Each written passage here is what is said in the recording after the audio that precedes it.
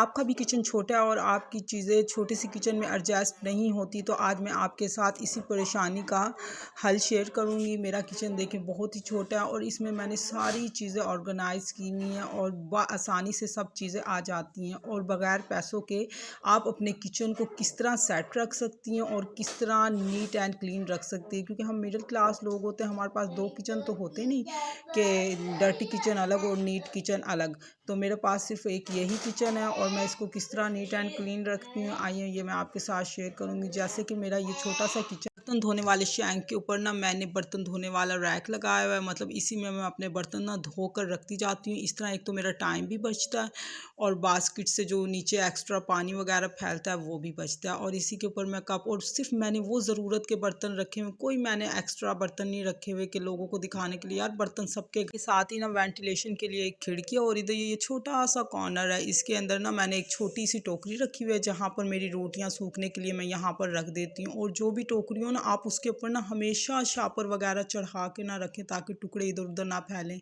और इसी के साथ मैंने ये वाइपर लगाया हुआ छोटा सा शैंक को साफ़ करने के लिए। और ये जो शैंक के नीचे कबर्ड है ना, इसको भी मैंने फ्री नहीं छोड़ा स्पेस।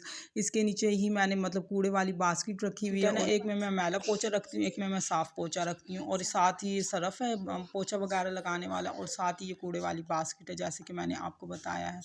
और जैसे कि ये शेल्फ़ है ना, शेल्फ़ पे जो चूल्हा है ना, कभी भी ना आप खाना पकाकर इस पे ना रखें। और ये जो सामने है ना, ये मतलब ये मेरी ओवन की जगह है। इसी के साथ जो है ना, ज़ाहिर बात है गैस तो आती नहीं है, तो इसी के नीचे मैंने मतलब इलेक्ट्रिक चूल्हा रखा हुआ और ये साथ ही खाने बनाने के लिए चम्मच रखे हुए हैं। और मेरे पास ना फ्रिज में थोड़ी स्पेस कम है ना, तो ये मैंने अंडे वाली छोटी सी बास्केट ली हुई है, इसमें मैं अपने अंडे वगैरह रख देती हूँ। और जो मेरे रोज़ के जो बर्तन है ना, कप वगैरह मतलब गिलास वगैरह, वो मैं इसके अंदर रखती हूँ।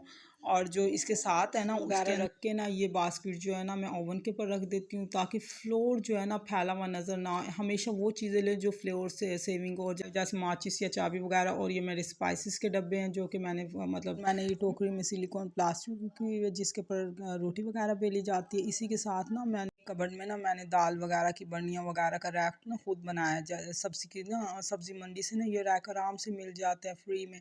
लाजमी नहीं कि आप पैसे लेंगे तभी आपका किचन लगाएंगे तो किचन ऑर्गेनाइज होगा, इसके बगैर किचन ऑर्गेनाइज हो ही नहीं सकता। ये सिर्फ आपकी सोच है, आप बगैर पैसे लगाए भी किचन ऑर्गेनाइज कर सकती है। जैसे कि ये बर्नी, ये ना प्याज की टोकरियाँ वगैरह होती हैं, ये ना सब्ज़ी मंडी से ना आराम से ये टोकरियाँ मिल जाती हैं। इसमें अंगूर वगैरह होते हैं, ये मैं 2-3 दफ़ा लाई थी, इसमें अंगूर थे, किसी में आलू बुखारा वगैरह, ये टोकरी वहाँ से मिलती है। और इसमें ना ये बर्नियाँ वगैरह रखना इतना आसान है, आप आराम से ना रैक निकाल सकते हैं और बहुत अच्छा बन जाता है। और इसी के साथ ये मैंने कुंडी डंडा रखा हुआ है छोटा सा।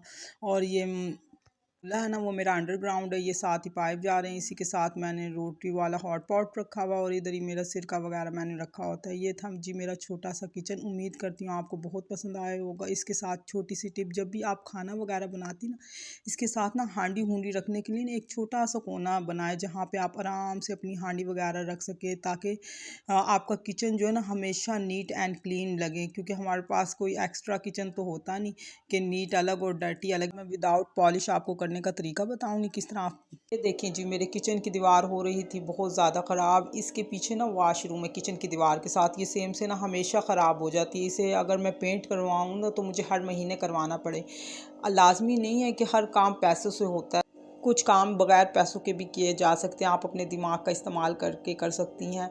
मैंने क्या किया, इसके ऊपर पानी का छींटा देती हूँ, अच्छी तरह दीवार को मतलब कि ना गीला कर लेती हूँ। इसके बाद अच्छी तरह रब करना। ये देखें जहाँ से सफ़ेदी उतर गई है ना, वो जो पेंट उतरा हुआ होता है ना, वो वहाँ पर आ जाता है। आपका जब भी पेंट उतरे ना, आपने उस पर झाड़ू नहीं मारनी, इसी तरह रब करके करना है। इंशाल्लाह आपका पेंट कभी नहीं ख़राब होगा। अभी ये सर्दी है ना, जब सूख जाएगा फिर मैं आपको मज़ीद